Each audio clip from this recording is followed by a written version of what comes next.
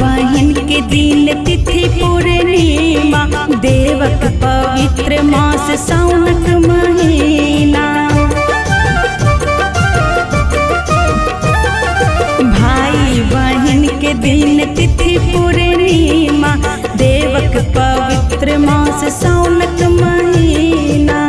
अभी सहोदरी के देव दुलार भैया, अभी सहोदरी के देव दुलार भैया, गाँव में आयब से दै छी हकार भैया, गाँव में आयब से दै छी हकार भैया।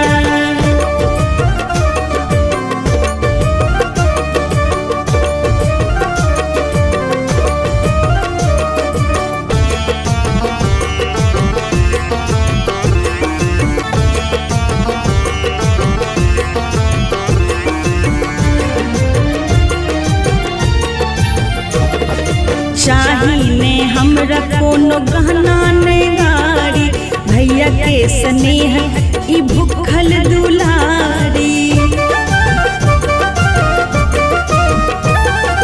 चाही ने हमरा कोनो गहना ने गाड़ी, भैया के स्नेह